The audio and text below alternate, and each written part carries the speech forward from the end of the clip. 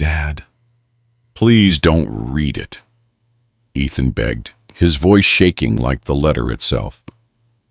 I thought it was a school notice or a warning I'd already failed to see, until I saw my own name written in his trembling hand.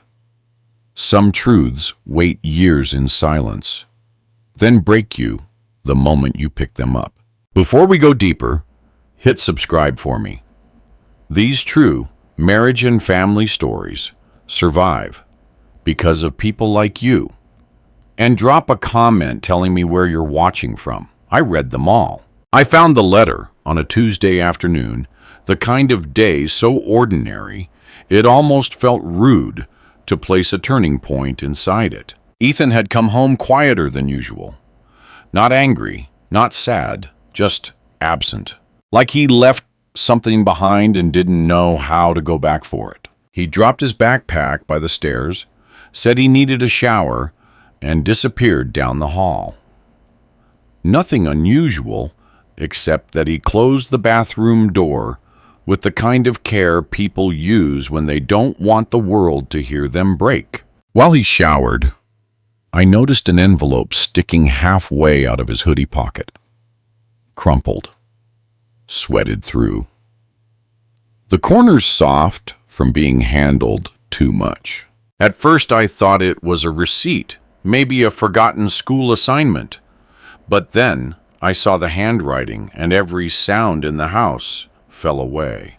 John, written in the same shaky cursive I'd almost forgotten, belonged to me. My own handwriting. I froze. There was a strange sensation in my chest, like remembering a dream you aren't sure you had, or seeing a version of yourself you hoped didn't exist. I picked up the envelope with 2 fingers, careful, almost reverent, as though it contained heat. My handwriting. On an envelope in my son's hoodie. How? When? Why? I didn't have time to answer any of it. The bathroom door opened behind me, steam spilling into the hallway like a quiet confession. Ethan froze the second he saw the envelope in my hand. The towel in his grip dropped to the floor. He didn't blink, didn't breathe, didn't move. Dad, he whispered. Just sounded like something cracking. I lifted the envelope slightly. Not accusing, not demanding, just confused in a way that felt too old for me. What is this? I asked, softly. Ethan shook his head immediately, water dripping from his hair onto his shirt. No, Dad, don't read it. His voice trembled thin at the edges. Please. I'd heard my son afraid before. When he was little. When he scraped his knee. When he walked into his first day of school. But this wasn't childhood fear. This wasn't physical fear. This was fear of truth, the kind an adult carries when the truth is finally heavy enough. I stepped closer. He stepped back as if the letter was a flame that could burn both of us. Ethan, I said, talk to me. He pressed a hand to his forehead, wet hair clinging to his skin. I tried to throw it away. Okay, I tried. His breath stuttered, but I couldn't. I couldn't do it. My heartbeat grew louder, that slow, dreadful thud that only comes when something long buried begins to surface. Why? What's in it? He closed his eyes and whispered, something you wrote a long time ago. My stomach fell, because suddenly, painfully, it clicked. There had been a time in my life when I tried to speak to my son, but only had the courage to write. A time I was failing as a father so deeply that even apologizing felt like admitting I didn't deserve the title. But I had never meant for the letter to survive, let alone find its way into Ethan's hands. How did you get this? I asked. Ethan swallowed hard. I found it in the garage. In an old box. I wasn't looking for anything, it just fell out when I moved your old jackets. My mouth went dry. That box? The one I hid behind the spare tires. The one filled with all the words I never said. The letter I wrote one night when Ethan was 9.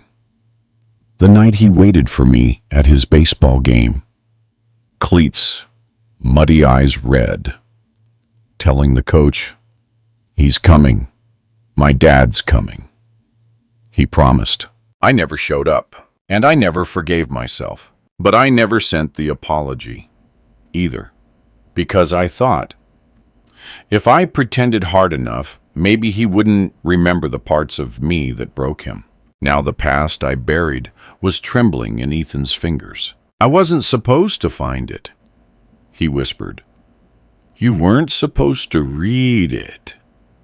Dad, just please put it away. He looked small.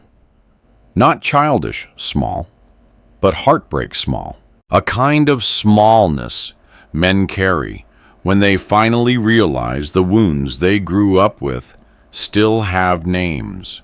I stepped closer. He took another step back, his heel hitting the wall. Ethan, I said softly, why are you shaking? He wiped his nose with the back of his hand, embarrassed. Because if you read it.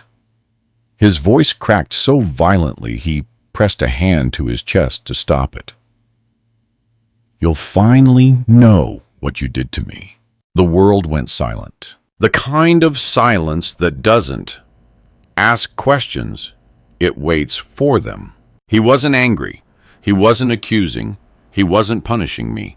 He was afraid. Afraid of what the truth would confirm. Afraid of what the truth would break. Afraid of what it would make us remember about each other. I looked at the envelope in my hand, suddenly heavier, like the weight of a decade pressing through paper. Ethan, I said, trying to steady my voice. I didn't know you were carrying this. I didn't either, he whispered, not until I read the first line. My chest tightened. The first line? Which line? What tone, what truth? Then Ethan said something that gutted me completely. I didn't know dads apologized like that. He wasn't being sarcastic. He wasn't being bitter. It was pure, fragile honesty. The kind that cuts deeper because it doesn't try to. I took a slow breath. Ethan, can we sit and talk about this? He shook his head violently. No, Dad, I'm begging you. Don't open it. Not now. Why not now? He blinked, and a tear slipped down his cheek before he could wipe it fast enough. Because I'm not ready to hear how you wished you'd been a better father. Something inside me cracked, quiet but irreversible. He wasn't afraid of my failure. He was afraid of proof of it. I looked down at the envelope one more time. My name, written in a version of my handwriting that belonged to a man who was trying, failing, hurting, and hoping all at the same time. The past sat between us, trembling. And even though Ethan begged, I wasn't sure I could leave the truth sealed forever. And that's when the memory hit me. I didn't write just one letter that year. I wrote 3, but only one survived. Ethan stood there in front of me, still damp from the shower water dripping from the ends of his hair. But the fear in his eyes had been there far longer than the water on his skin. I held the envelope between my fingers, but it felt like I was holding an older version of myself, the version I had spent years trying not to remember. You don't have to be afraid of me, I said quietly. Ethan let out a small broken laugh, the kind people make when something hurts too much to sit in silence. That's what you always think, he whispered. But you don't know what I used to be afraid of. His words hit harder than a shout. Because fear isn't loud. Fear is quiet. Fear lives in the pauses we pretend not to hear. After he shut himself in his room, I stood in the hallway for a long time, listening to the house, settle around me. The light above the stairs flickered once. A soft pulse, like the house itself, held its breath. The envelope felt heavier than it should, edges soft, from years of being pressed between things I didn't want to face. I turned it toward the light. The paper wasn't as yellowed as I remembered. The ink was darker. The strokes were a little steadier than the night I thought I wrote it. But the name on the front, my name was undeniably mine. Still, something in me hesitated. There are certain memories your mind protects you from. Not because they're unimportant, but because they cost too much to relive. And this memory, I'd shoved it into a corner of my mind so deep, I wasn't sure if I'd made it up or lived it. But it began to unearth itself anyway. Ethan had been 9 years old. It was a cold evening, painfully similar to the one we were living in now. Wind slipped under the garage door, making the thin metal rattle, like someone knocking softly from the outside. I remembered sitting in that dim garage, my elbows on the workbench, my head in my hands. Beside me lay Ethan's little baseball glove, still muddy from the game he played that day. The game I promised I would watch. The game I didn't show up for. And even now, years later, I can still see Ethan standing on the field, searching the bleachers for me, hoping every car door that slammed belonged to mine. I knew what I'd done, knew it so deeply that words felt too small to hold the guilt. So I picked up a pen, not because I had courage, but because speaking the truth aloud felt like cracking open something I wasn't sure would mend. I wrote him a letter that night, a letter apologizing for the father I wasn't, and the man I still wanted to learn how to be. I remembered writing the first line with a shaking hand. "Ethan, I'm sorry." I wrote it over and over, crossing out entire paragraphs, rewriting sentences I hated, trying to find a version of myself that deserved forgiveness. But when I was done, I folded the letter carefully, slipped it into an envelope, and couldn't give it to him. I wasn't brave enough. It stayed hidden in that box for years, my confession sealed away like an artifact no one was supposed to touch. And now it was in my son's hands. Hands that trembled when they held it. Hands that carried the weight of years I thought had disappeared. I walked into the living room and lowered myself into the couch. The envelope sat on the coffee table, staring back at me, a soft shape in the dim light threatening to split my past open like a wound I thought had healed. I wondered how long Ethan had the letter, how many nights he held it, how many times he read the same line I never intended him to read. I stood and walked toward his room. The door was slightly ajar, just enough to see the thin strip of warm light spilling onto the hallway floor. I knocked gently. "Ethan." No answer. I pushed the door open. He was sitting on the edge of the bed, elbows on knees, face buried in his hands. His shoulders rose and fell in uneven breaths, the kind people take when they're trying not to cry, but failing anyway. "Are you all right?" I asked, softly. He shook his head. I walked in and sat on the old chair near his desk. "Talk to me," I said, "please." After a long silence, he finally lifted his head. His eyes were red. Not angry red, hurt red. "I'm scared of what's in that letter," he whispered. "Why?" I asked, gently. He swallowed. "Because if you read it..." He paused, jaw trembling. "You'll apologize. And I don't know if I'm strong enough to hear that yet." Something inside me caved in. "Ethan," I said slowly, "an apology is supposed to help." He shook his head. No, Dad, you don't get it. His voice cracked, a sound I have only heard a few times in his life.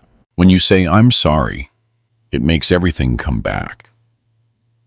The nights I waited.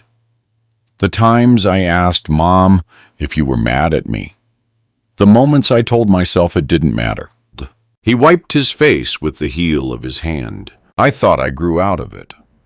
But when I saw your handwriting, say those words, I felt like that 9-year-old kid again, wondering why his dad didn't show up. My throat tightened. Kids don't say you hurt me. They say, maybe I wasn't worth showing up for. Ethan, I whispered, I always loved you. I know, he said softly. But back then, I wasn't sure. Those 4 words hit like an earthquake. Not sure. Not sure if I loved him. Not sure if I cared. Not sure if he mattered.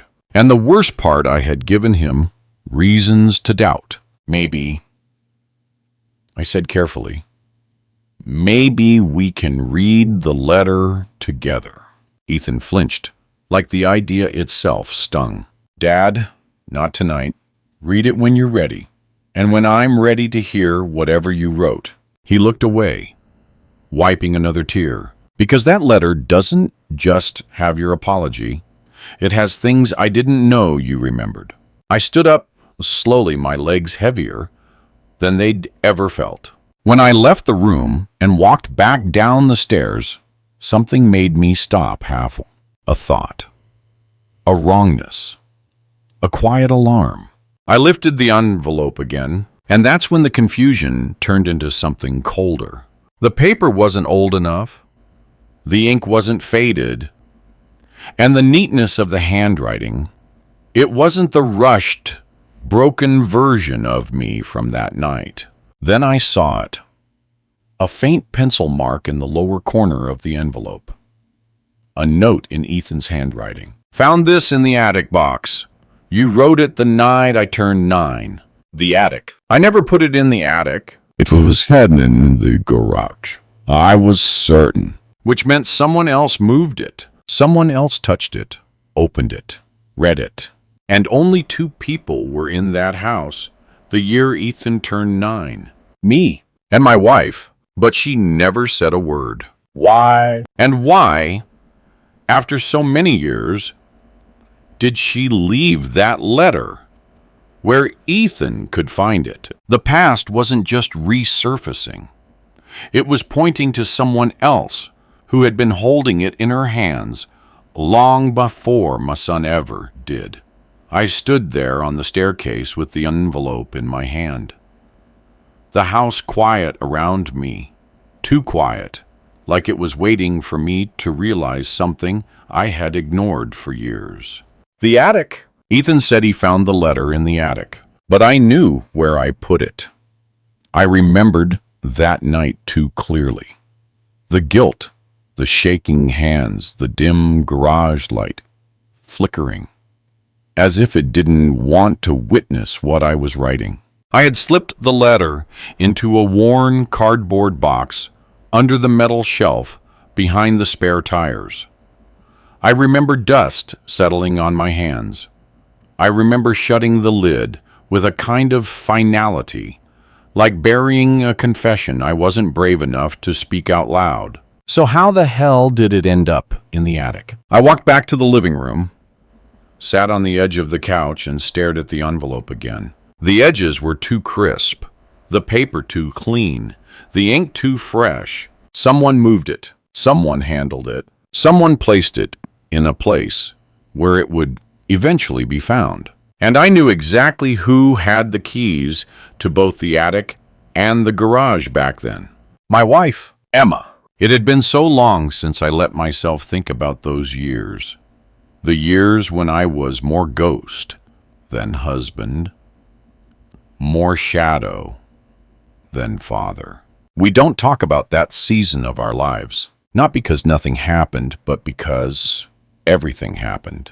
And we survived it by not speaking of it again.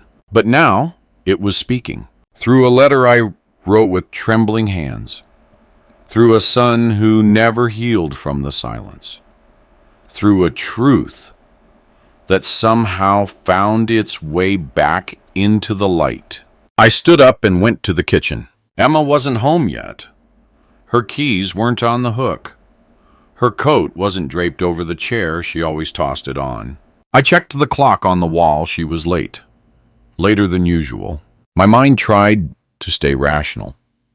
But silence has a way of exaggerating every fear, especially when the past is involved. I set the letter on the counter, poured myself a glass of water, but didn't drink it. My hands were shaking. Not from anger, from recognition. Something I had buried was coming back. And it wasn't just the letter. Years ago, around the time Ethan turned 9, Emma and I barely spoke. Not out of hatred, out of exhaustion. Marriage doesn't collapse in one moment.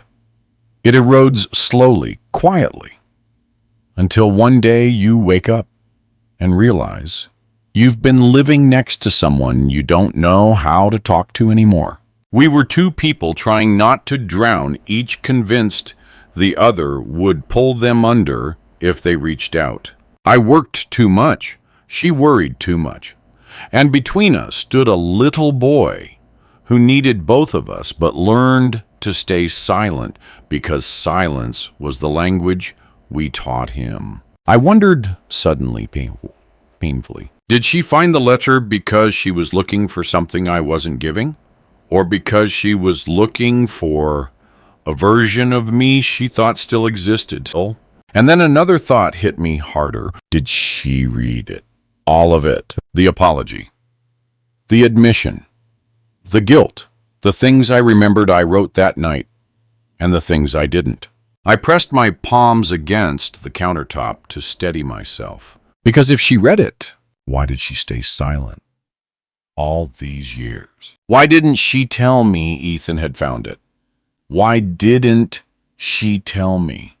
She found it. And the question that dug the deepest, what else did she hide from me to protect Ethan or herself? I didn't hear the front door open. I only noticed her when I saw her reflection in the darkened kitchen window. Emma slipped out of her shoes quietly, like she always did. She had her hair tied back, a few loose strands falling around her face. She looked tired, the kind of tired that isn't physical. John, she called softly. I didn't answer. She walked into the kitchen, and her eyes went straight to the envelope on the counter. She stopped moving, not a flinch, not a twitch, just stillness. The kind of stillness that only comes from recognition. Her voice lowered. You found it. Not what is that, not where did Ethan get this. But you found it. My throat tightened. Emma. I said, did you move this years ago? She didn't answer immediately, and her silence said more than her words ever could. She stepped closer, but not too close. Enough to show she wasn't afraid of the truth, but not enough to invite it yet. I didn't mean for him to find it, she whispered. My chest felt hollow. So you did read it. She closed her eyes slowly, as if bracing herself. Yes, when I asked, voice quieter than I expected. A long time ago, the night I found it in the garage. My heart dropped. You went through my things. She shook her head. I wasn't snooping. I was cleaning up after your long week. I saw the box, opened it to reorganize, and the letter fell out. She swallowed hard. I thought it was for me at first. Her voice cracked. Just barely a small sound, but I knew that sound. It was the sound of a wound she never named. And when I realized it wasn't, she continued. I didn't know whether to be relieved or heartbroken. I felt my pulse in my throat. So you read it, I repeated. She nodded. And then she said quietly, I hid it. I stared at her, not angry, not betrayed, just disoriented. Why, I whispered. Her eyes softened, not in a comforting way, but in the way a truth becomes too heavy to hold. Because I knew if you gave that letter to Ethan back then, it would break him in a way he wouldn't understand. My breath caught, and now she looked down at the floor. A long, slow exhale leaving her chest. Now she said, he's old enough to understand what you wrote. My stomach twisted. Oh, what did I write, Emma? What do you remember? She didn't speak, not for a long time. She looked up at me, eyes full of something I couldn't name, and said, you didn't just apologize, John. You told him everything. Everything. I echoed. She nodded. The reason you never came to his games. The reason you worked late. The reason you avoided the house at night. The reason you couldn't look him in the eyes sometimes. Her voice lowered to a whisper. You told him what happened the night your brother died, and how you blamed yourself for years, and how you were afraid of being a father, because you thought you didn't deserve the chance to try again. My blood ran cold. I didn't remember writing that. I didn't remember telling anyone that, not even Emma. She stepped closer. You wrote it, John, every word. I wish you hadn't, but you did. My heart pounded. If she was telling the truth, then the letter Ethan had was more than an apology. It was everything. Every wound I had ever hidden. Every fear I had ever swallowed. Every grief I never spoke. And now my son had read it. Or worse, he hadn't. But he knew enough to be afraid of what was inside. Emma looked at me for a long, quiet moment. Then she whispered, John, you need to reread your own letter. I stared at the envelope, feeling the weight of a truth I didn't know I had written. And for the first time, I realized I might not be ready for what my younger self tried to confess. I stared at Emma as if she had spoken a language I once knew but hadn't heard in years. My brother, my guilt, my fear of becoming a father. Those were the thoughts I buried so deeply. I convinced myself they never touched the surface of my life with Ethan. But she said I wrote them, and if I wrote them, then the man I used to be, the man I tried so hard to outrun, had left a trail behind him. A trail sealed inside the envelope, sitting on the counter. I pulled out a chair and sat down slowly, because my body felt heavier than the rest of the room. Emma, I said softly, if I wrote all of that, why didn't you ever ask me about it? She leaned against the counter, her hands folding together, the way she did when she was trying not to tremble. Because you weren't ready, she said, and I wasn't strong enough to make you open a wound you were not willing to look at. Her voice was calm, but her eyes carried something achingly familiar, the weight of knowing someone deeply, and the helplessness of watching them drown in a truth they refused to admit. I rubbed my palms together slowly. I don't remember writing any of that, I whispered. You blocked it out, she replied. You did it with everything painful. That was how you survived back then. I looked at her, really looked. She wasn't accusing me. She wasn't judging. She wasn't even blaming me. She was remembering a version of me I'd tried so hard to erase. A version that had hurt her, not with noise, but with silence. Emma? I said, why didn't you tell me you found the letter? She didn't answer right away. Her throat tightened. Because when I read it, she said slowly, I realized something frightening about our son. My breath caught. What did you realize? She took a step closer, lowering her voice. That Ethan had been watching you disappear for years. And he didn't know why. And I felt like if he read that letter when he was a child, it would confirm his worst fear. What fear? She looked straight into my eyes, and her answer shattered me. That his father didn't want to be a father. My chest constricted. No, I whispered. That's not true.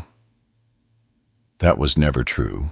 I know that she said gently, but a 9-year-old boy wouldn't. I closed my eyes. I could see him. Now that little boy, holding a glove too big for his hand, standing on a field, waiting for a father who believed disappearing was a form of protection.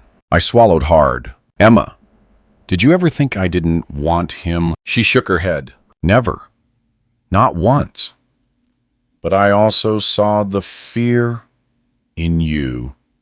The fear that loving him meant opening the door to losing him. You were terrified he'd break, or you would. The room grew quiet around her words. She wasn't wrong. Loving Ethan had never been the problem. Feeling worthy of him, that was the war I fought alone. I picked up the envelope again, brushing my thumb along the edges. For the first time, I noticed small dents on the paper, as if someone had gripped it tightly, trying not to tear it.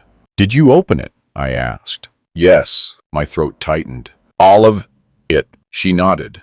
And it broke me, she whispered. Not because of what you wrote, but because of what you carried alone.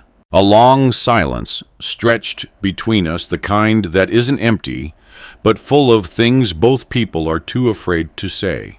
Emma, I said quietly, did you ever think about giving it back to me? She hesitated, a hesitation so honest it hurt. Yes, she said, many times, but every time I tried, you were either working late or exhausted or staring at the floor, like you were afraid someone might look into you instead of at you. That image, her watching me shrink into myself, cut deeper than I expected. And when did you put it in the attic? I asked. She let out a soft breath. The day Ethan turned 12. 12. She nodded. He had just asked me why you forgot his birthday again. You were caught up in a work crisis, I know. But I saw something in his eyes as though it reminded me of the boy who read the first line of your letter. My stomach twisted. What did you see? I whispered. She blinked back tears. A child trying to make excuses for his father. I looked down. That's why you moved it, I said. Yes. I didn't want him to stumble on it when he was already hurting. I let her words settle heavy and true. And now I asked, why didn't you stop him this time? Her answer came out like a confession she had rehearsed in silence. Because now he's old enough to decide what truth he's ready to hear about you. I felt that line down my spine. Not an accusation, a transition. A handing over of something I'd never had the courage to give my son myself. I sank into the chair again. The envelope sat between my hands, an object so small, yet holding decades inside it. Emma, I said without looking up, what exactly did I write about my brother? She went still. More still than before. It was the kind of stillness that warns a person. The truth you're about to hear will change something in you. You wrote, she said slowly, that you blamed yourself for his death because you were the one who told him to come pick you up that night. A cold wave washed through me. You wrote, she continued, voice trembling slightly, that if he hadn't gotten in that car, he would still be alive. And you wrote that you didn't trust yourself to be a father because you were afraid you'd destroy everything you touched. My breath left my lungs in a slow, painful exhale. I had no memory of writing that. None. My mind must have buried it, shoved it into darkness so deep I wouldn't have to feel it. But it was there. On the page.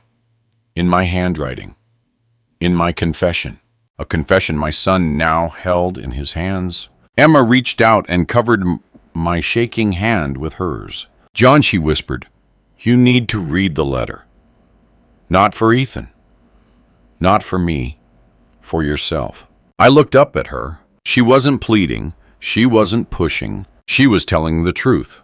A truth I'd avoided for half my life. I took a shaky breath. Where is Ethan now? I asked. In his room, she said softly. He hasn't stopped pacing. I nodded. Then I picked up the envelope, the weight of it suddenly terrifying, and stood. I'll read it, I said. Emma stepped back, giving me space.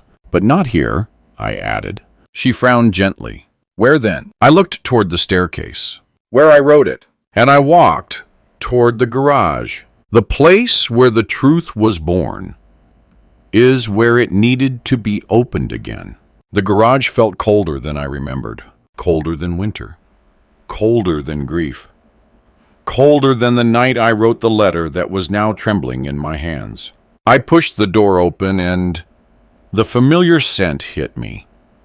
Motor oil, old cardboard dust, and the stale metallic smell of memories left too long in the dark. The single bulb hanging from the ceiling hummed softly, flickering once before settling into a weak glow. It cast a thin circle of light over the workbench, the same workbench where I wrote the letter all those years ago. I stood in front of it, my fingers tracing the rough wood, my breath clouded in the cold air.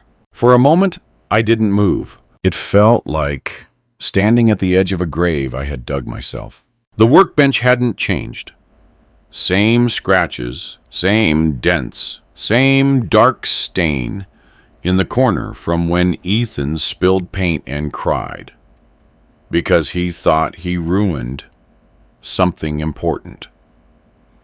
I told him it wasn't a big deal, but I remember cleaning it alone later that night, wishing I had stayed gentle with him longer instead of rushing back to work.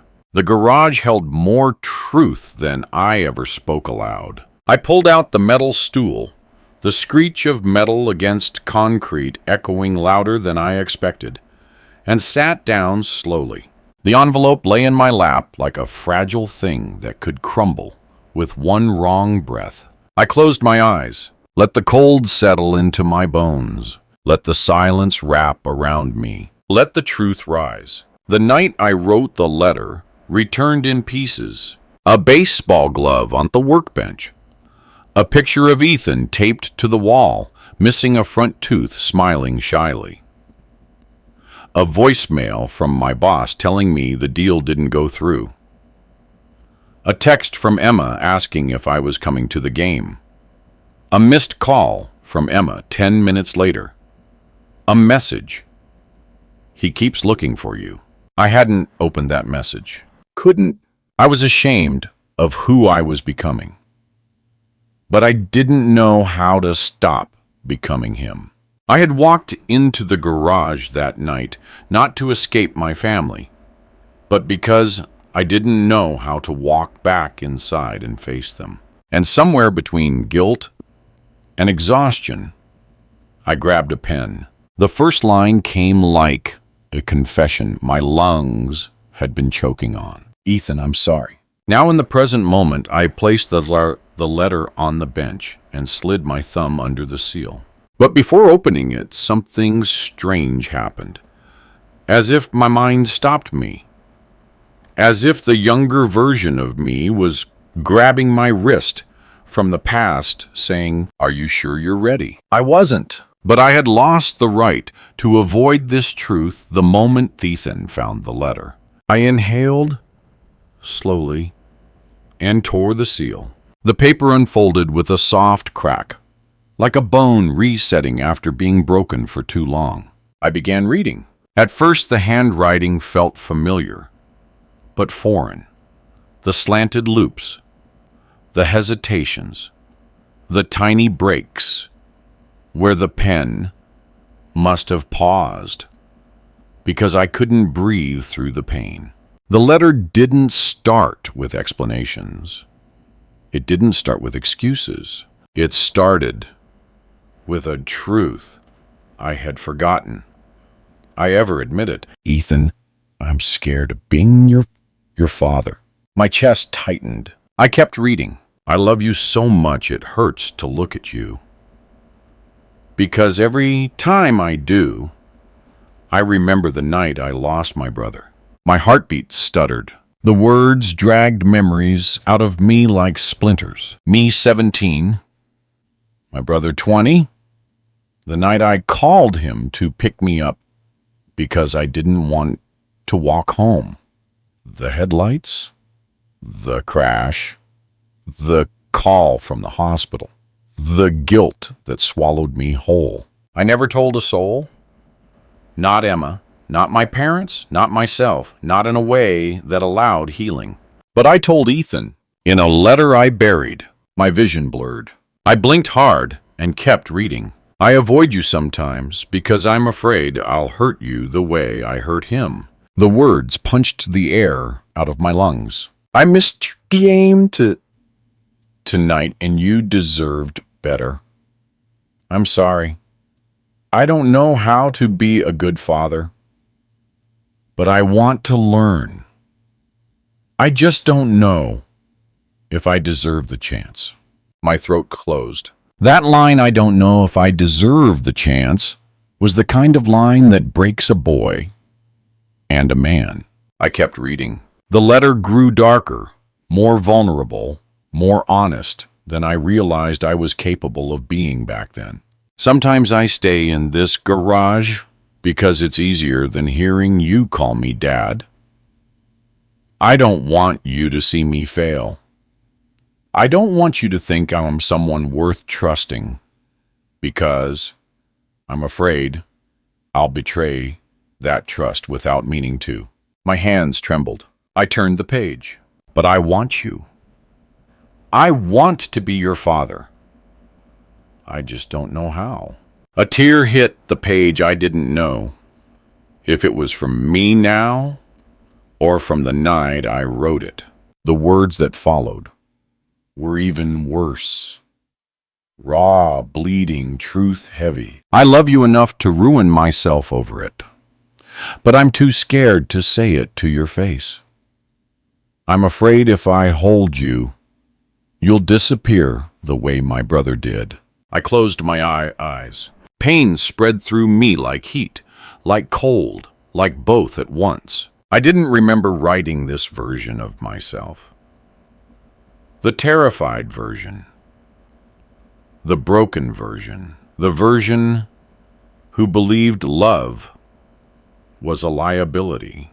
But it was undeniable now. This was my handwriting, my pain, my confession, my failure, my truth. And my son had found it, had held it, had feared it. The last lines were softer, but somehow worse. One, if you find this, please know the truth. I didn't stay away because I didn't love you. I stayed away because I loved you too much, and I didn't know how to be near without breaking you. My breath fractured in my chest. I lowered the letter slowly, staring at the words that had lived in the dark for years. Words my son thought he wasn't strong enough to hear. Words I wasn't strong enough to own. Behind me, the garage door creaked.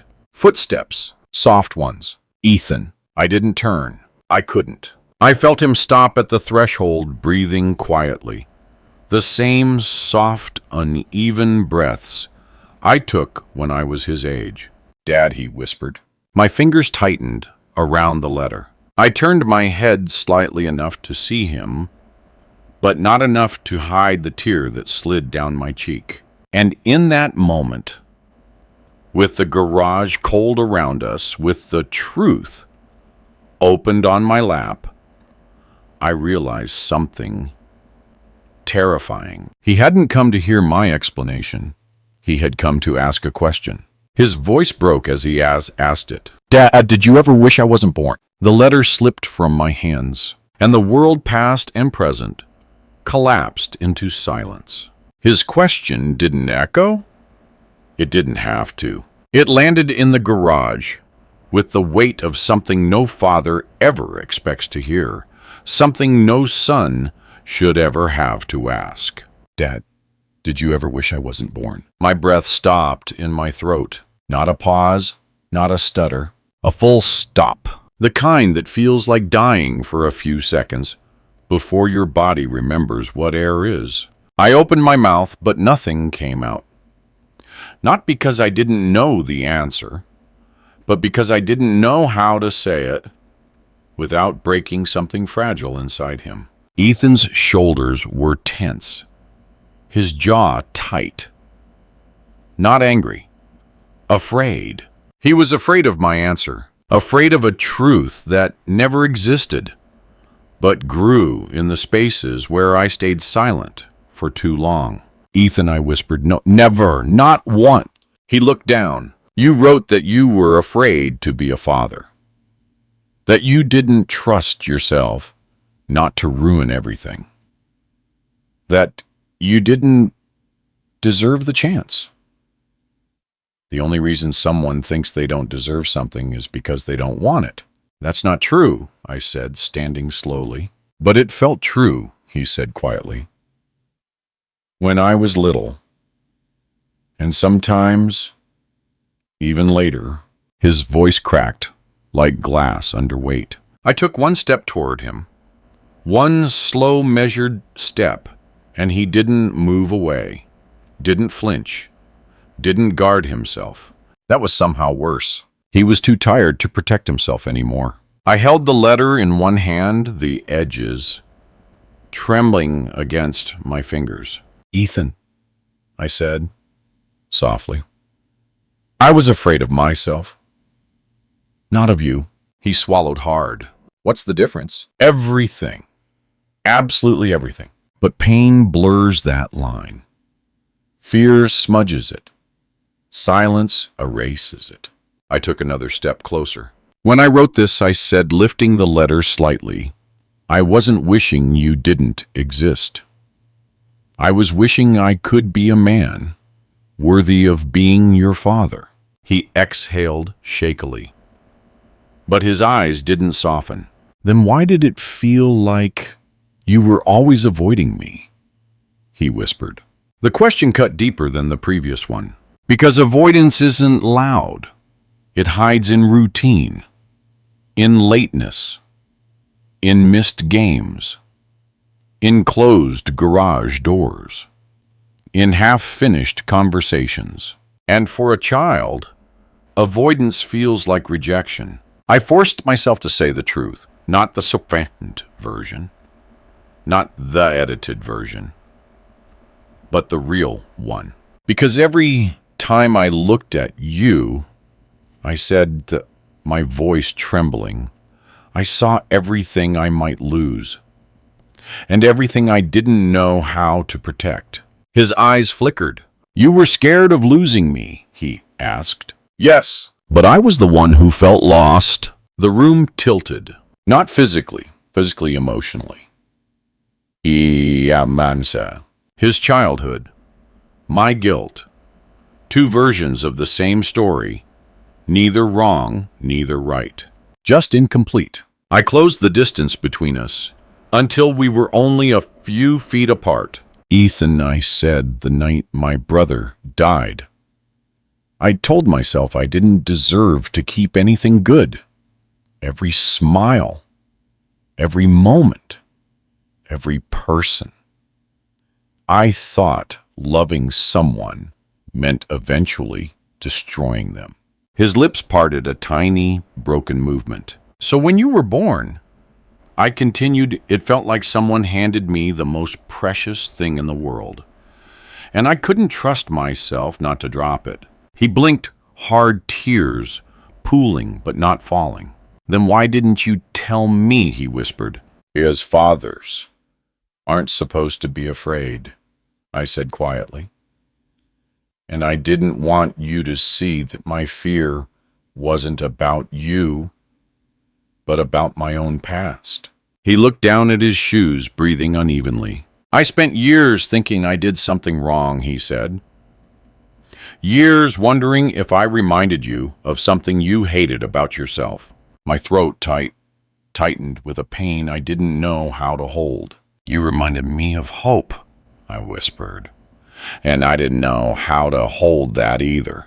A single tear slid down his cheek, the first one he let fall on purpose. The others followed in silence. Not the violent kind of crying, the quiet kind men learn to hide. He wiped his face quickly, embarrassed, even though he shouldn't be. This wasn't weakness. This was a boy breaking open in front of the man who should have protected him all along. Ethan, I said I never wished you weren't born.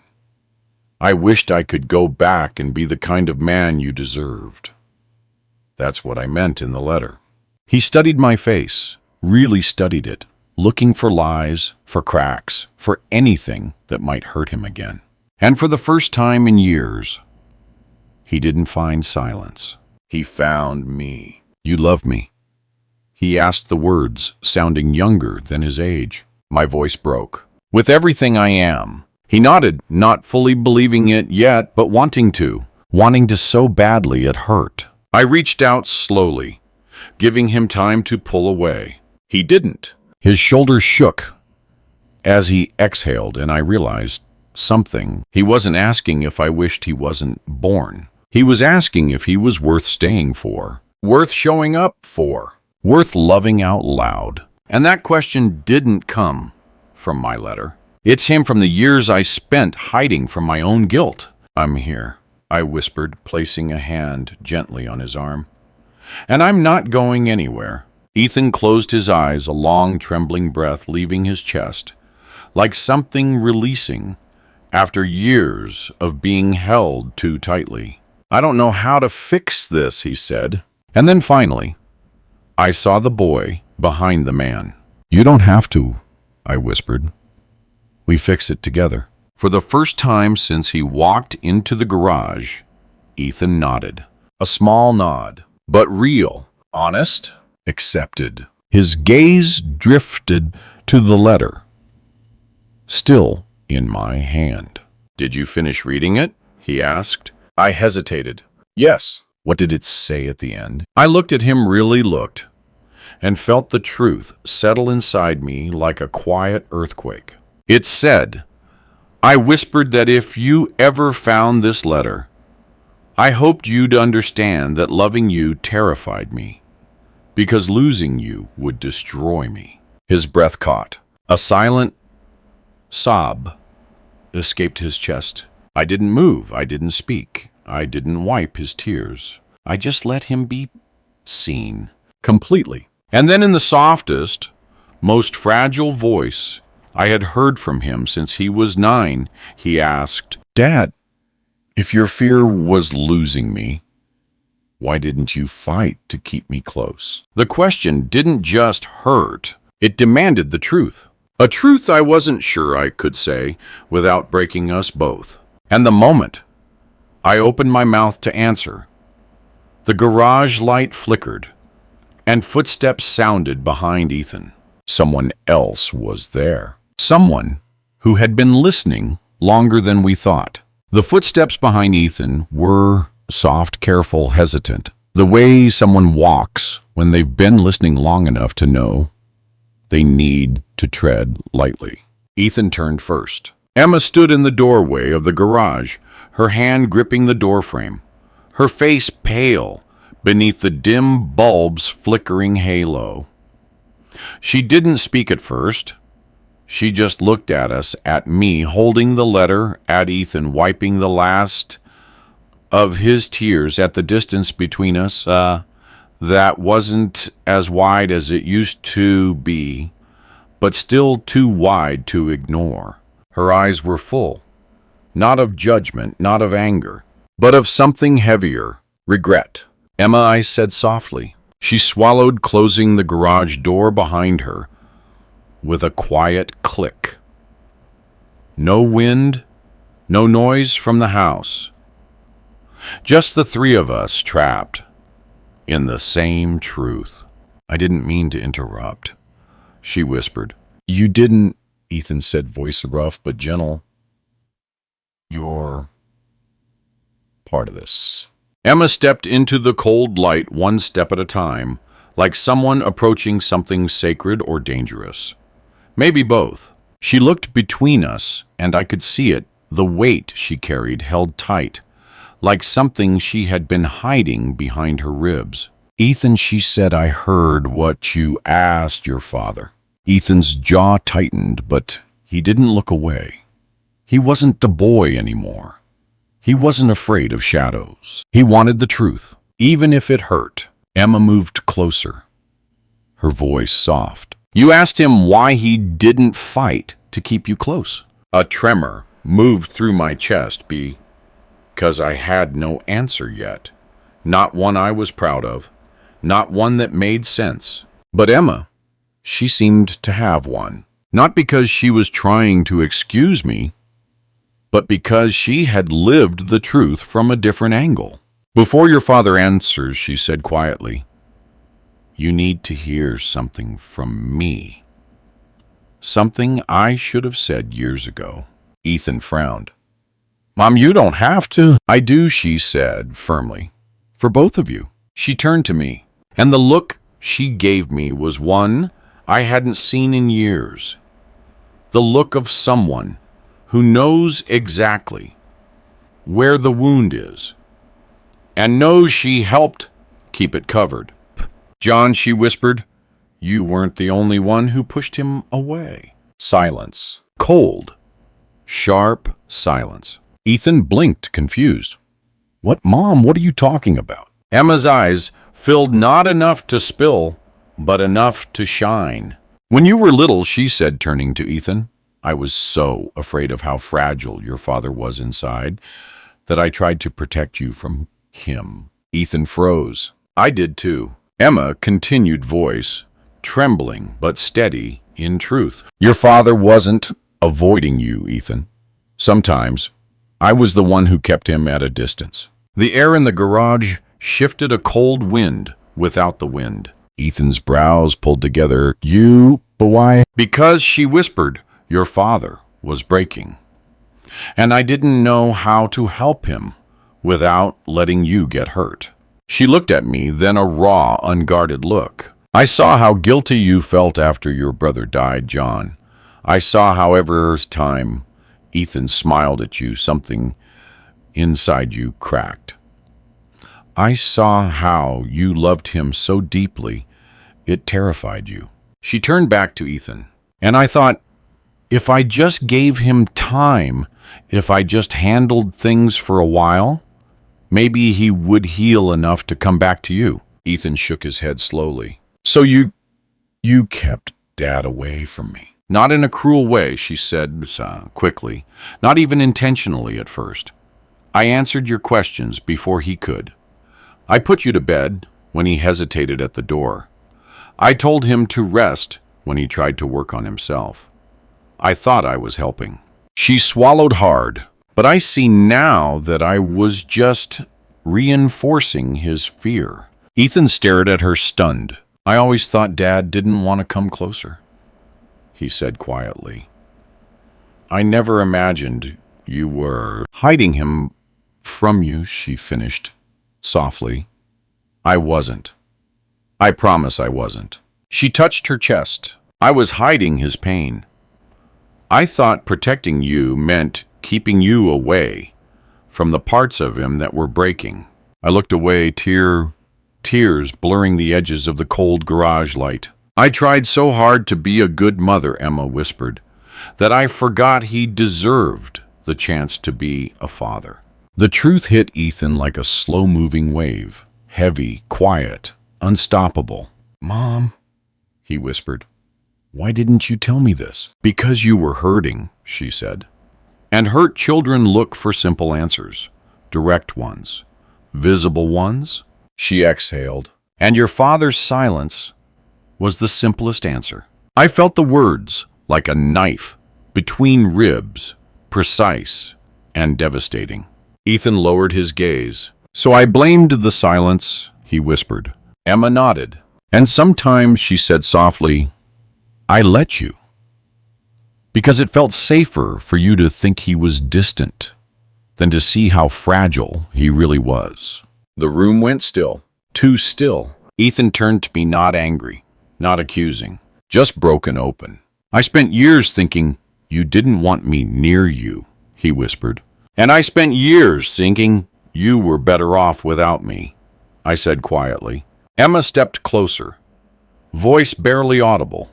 And I spent years believing I could protect both of you by standing in the middle. None of us spoke for a long time. 3 people, 3 wounds, 3 versions of the same truth, and 1 letter that forced them all into the same room.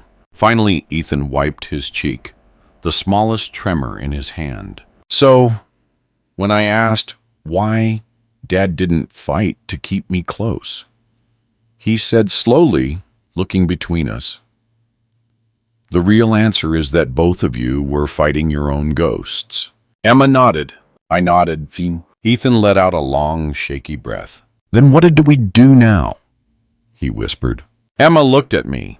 I looked at her, and something unspoken passed between us. Not old love, not old pain, but recognition. The past was no longer hiding. It had stepped fully into the light. "We start again," I said quietly. "Not from the day I failed, or the day you found the letter, but from right here." Ethan nodded once. A small nod, a choosing nod. He took a slow step forward toward me. But before he could reach me, Emma suddenly said, "Ethan, there's something else in that attic box you haven't seen." He stopped. I froze. What I asked. Emma looked at both of us, her eyes full of the kind of truth that changes everything. And in a whisper, "It wasn't the only letter your father wrote." For a moment, none of us breathed. Not me. Not Ethan. Not even the cold air filling the garage. Emma's word just hung there, suspended between us like a second envelope we couldn't see yet, but already feared. There was more than one letter. She repeated, her voice, thin, careful.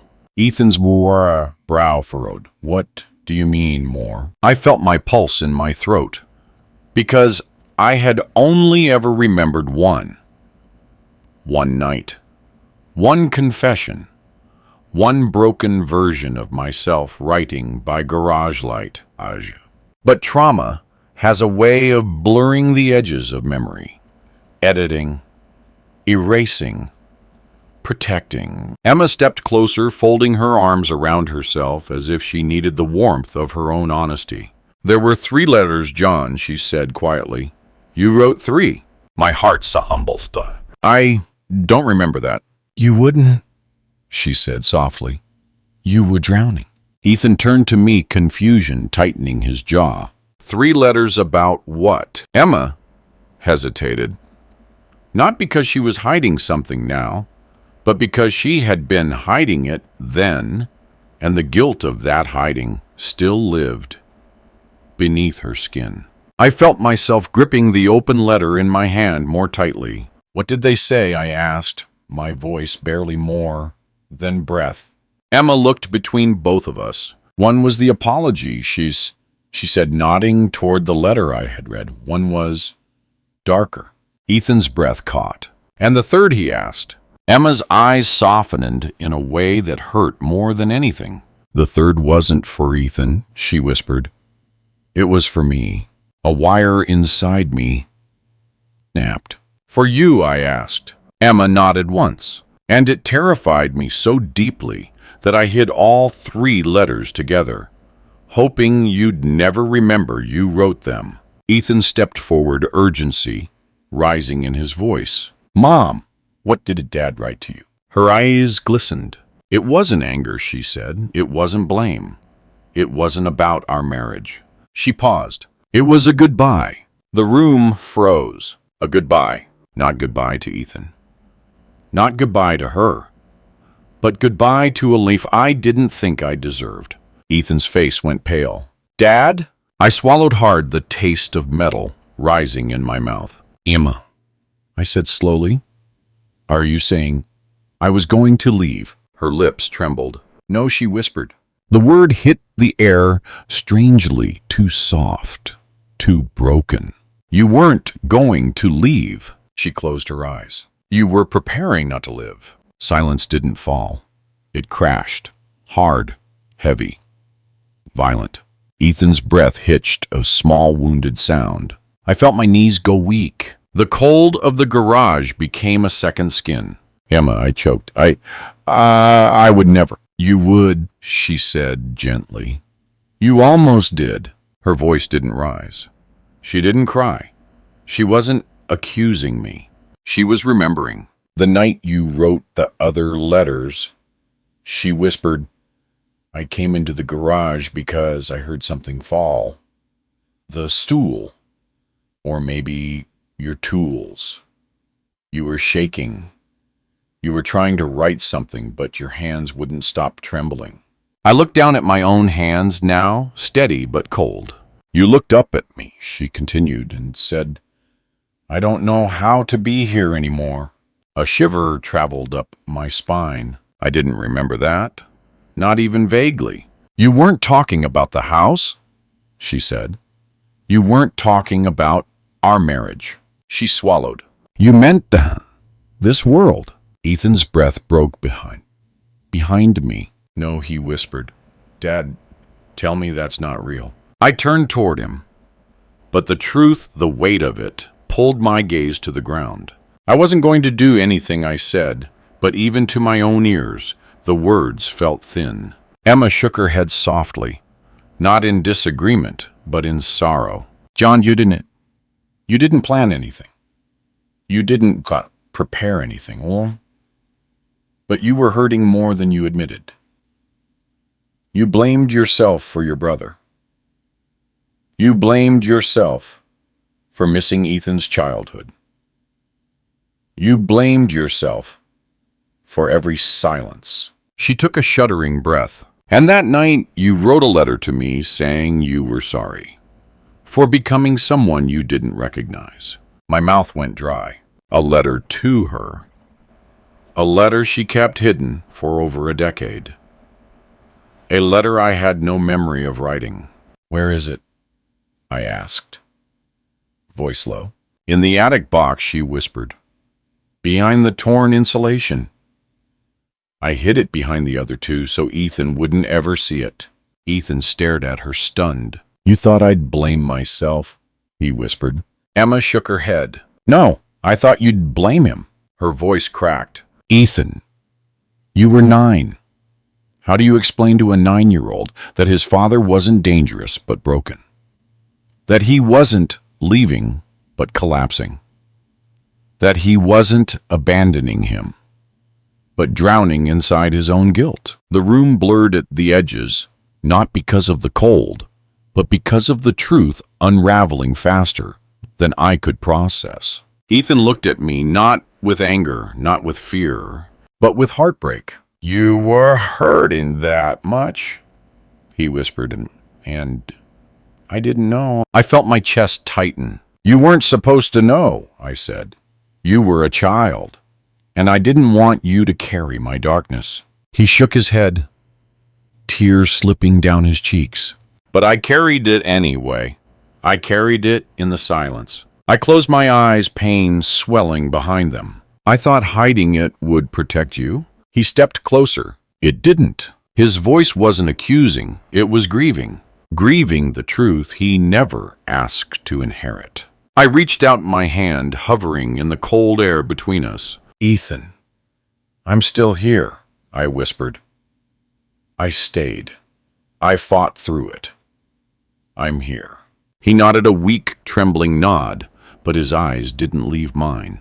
Then he asked the question that would shape everything that came next. Dad, if Mom hadn't walked into the garage that night, would you still be here? The garage seemed to tilt under the weight of it. Emma covered her mouth, tears spilling. Ethan waited, barely breathing. And I felt the truth rise inside me. Slow, heavy, undeniable. I opened my mouth, but before I could speak, Emma whispered through tears, Ethan, there's something else you both need to see. She turned toward the attic door. The third letter isn't the last thing your father wrote that night. We stood at the bottom of the attic ladder, Emma trembling, Ethan silent, me barely holding the letter that already tore our past open. The house around us felt too quiet, too aware, as if it remembered that night better than I did. Emma reached up and pulled the attic cord.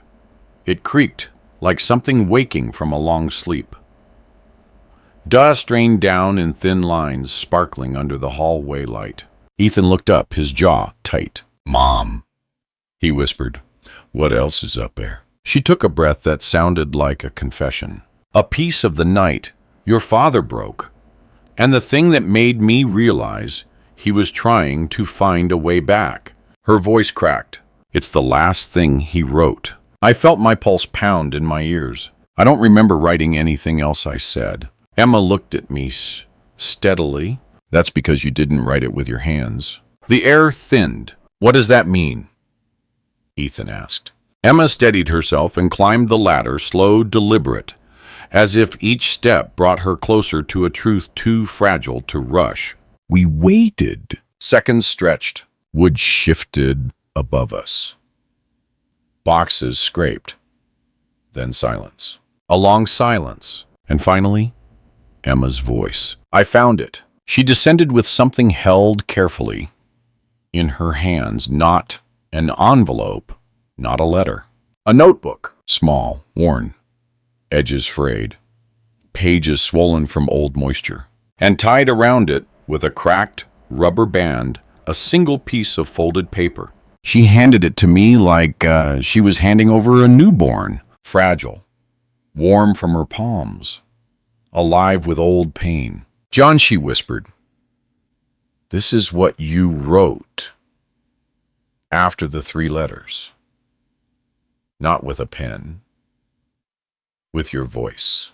My stomach twisted. "My voice?" Emma nodded. "You recorded it." Ethan's eyes widened. "A recording?" From that night, Emma stepped back, letting me take the notebook fully. "Not exactly," she said. "You recorded something, but you never saved the file. It corrupted. But the notebook," she touched the cover gently, "is where I wrote down every word before it was lost." Ethan looked like he stopped breathing. "You wrote it down?" Emma swallowed. "You were shaking too hard to hold the phone steady. You were breaking, John. I'd never seen you like that. You sat on this garage floor, holding your brother's old jacket, and you started talking like you'd been holding your breath for years." My chest tightened. I didn't remember any of this. Not the jacket, not the floor, not the recording, not the breaking. Ethan whispered. "What did he say?" Emma looked at me, not at him, as if asking permission to speak words that weren't hers.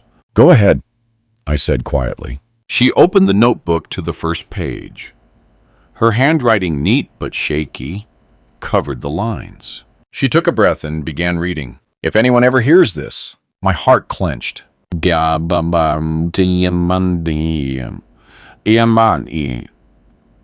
"Tell Ethan I loved him. Love him before I ever held him." Ethan's hand flew to his mouth. Emma continued, voice trembling. "Tell him I'm sorry. I don't know how to be near him without remembering what I lost. Tell him it's not his fault, I'm afraid." The garage felt smaller now, as if the walls leaned in to listen. "Tell him. I wish he knew that every time I stayed in this garage, it wasn't because I didn't want to be his father. It was because I didn't know how to be one without breaking." A tear hit the page, Emma's or mine, I didn't know. Ethan wiped his face angrily, as if the tears betrayed him. Emma turned the page with shaking fingers. "It gets harder." "From here?" she whispered. "Keep reading," Ethan said, voice tight. She nodded and continued. "If I ever disappear one day, it won't be because I stopped loving him. It will be because I loved him so much. I couldn't stand the thought of him growing up afraid of me. Ethan crumpled slightly, pressing his fist into his forehead. No, he whispered. No. Emma hesitated before reading the next part. Her voice barely held together. I want him to have a better version of me than the one I grew up with. I want him to have a father who shows up, who stays, who isn't afraid. She looked at me, her eyes full, drowning. But then she whispered, "You said something I never forgot." She turned the page. But if I can't be that man... Silence, a thick, suffocating silence. I hope he'll forgive me someday for leaving before I do more damage. Ethan staggered back as if punched. It felt wrong to breathe that air. My own voice, a younger, broken version speaking a truth I had buried so deep it felt like someone else's confession. Stop, Ethan whispered. Reading? Emma closed the notebook gently. The room remained still, except for the sound of Ethan's shaking breaths. That's why I hid the letters, she said quietly. That's why I hid this too. You weren't dangerous, John. You were drowning. And I didn't want Ethan to grow up thinking any of it was his fault. Ethan pressed his palms to his eyes. All these years, he whispered.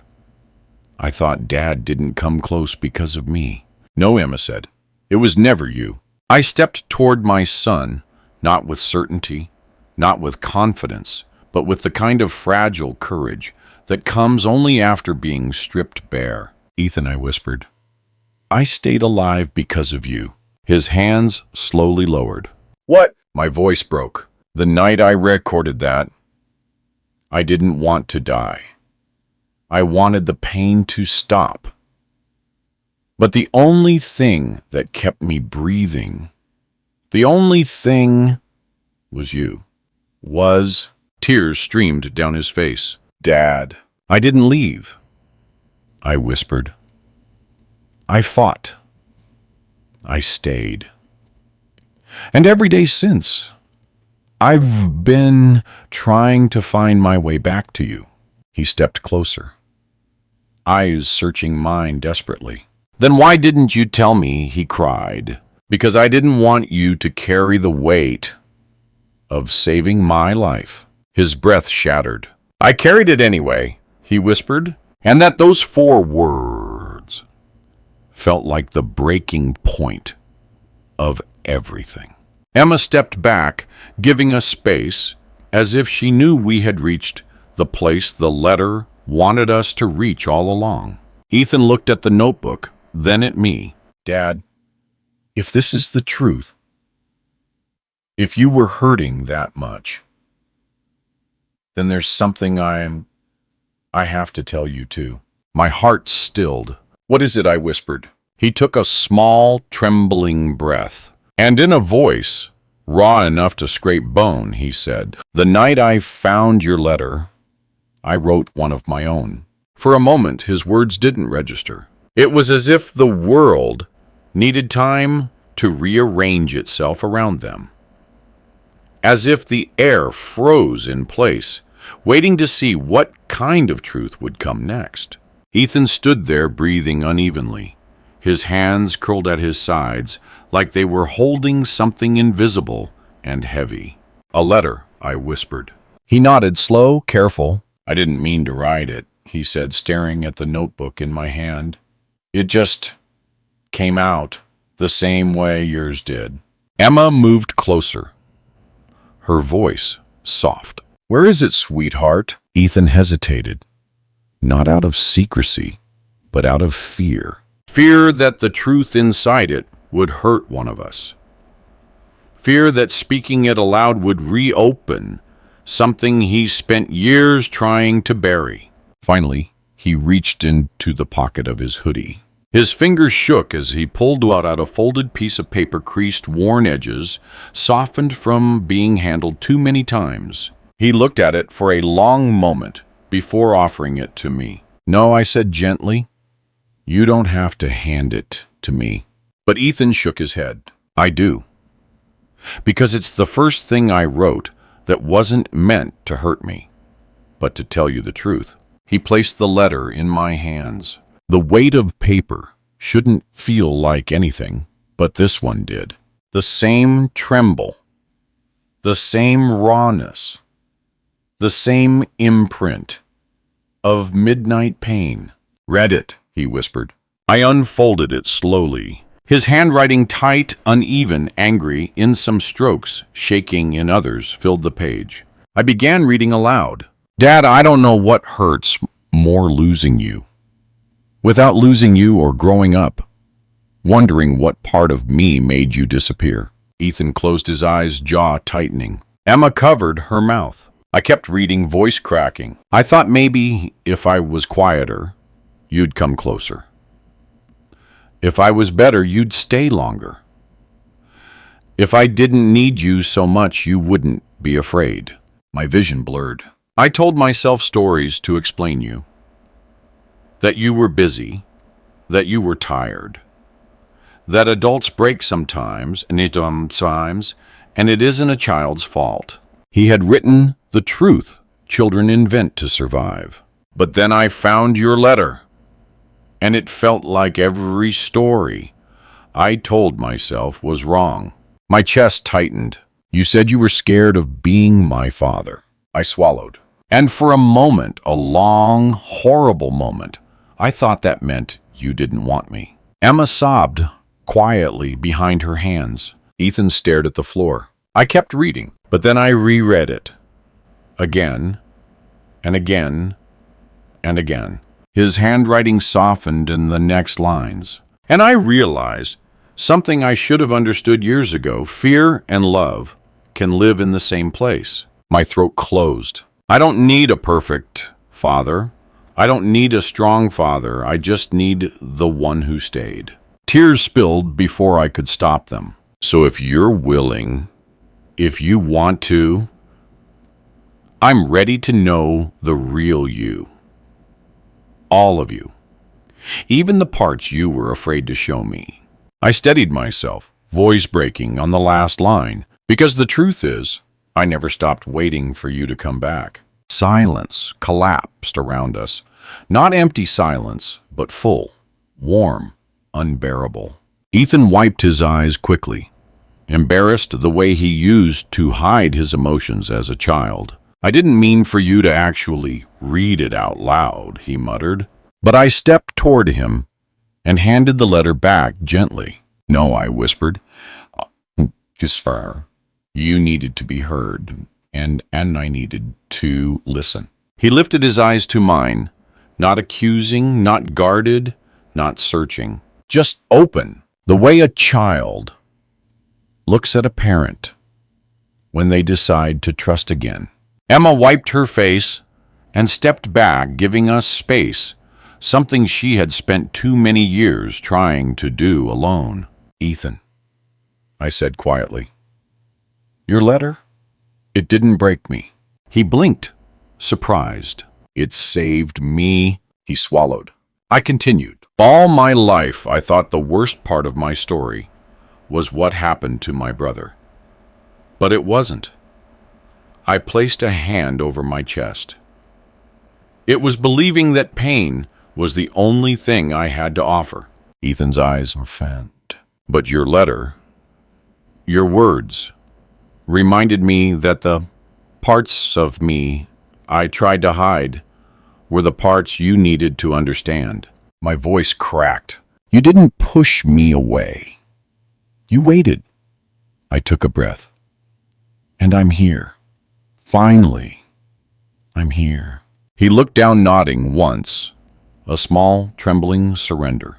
I reached out. This time he didn't freeze, didn't hesitate. He stepped into my arms like he had been waiting decades for this moment. And I held him, not as a man trying not to break, not as a father running from the past, but as a father choosing his son, choosing presence, choosing truth, choosing life. Emma leaned against the doorway, tears in her eyes. The quiet kind that come from relief deeper than words can reach. For a long time, none of us moved. Just breathing. Just being. Just finally meeting in the same truth.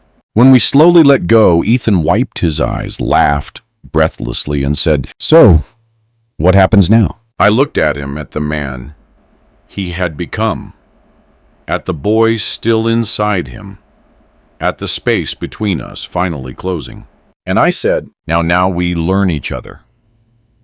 Not as who we were, but as who we can be." Ethan nodded.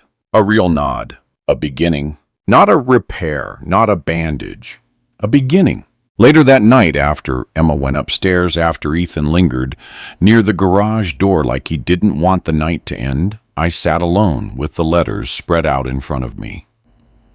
With my old words, my darkest words, my broken words, and my son's letter, his truth, his pain, his reaching hand. I gathered them, gently folded them slowly, and placed them all, every one, inside the notebook. Not to hide them, but to keep them. Because these weren't the things that broke us. They were the things that brought us back. I closed the cover. For the first time in years, my hands didn't shake. I looked at the quiet garage, the place where I had once drowned, and felt something I hadn't felt in a long time. Peace, not happiness, not victory, not absolution. Just peace, the kind that comes after telling the truth, the kind that comes after being forgiven, the kind that comes after choosing to stay. I whispered into the cold air, "I'm still here." And for the first time, it felt true.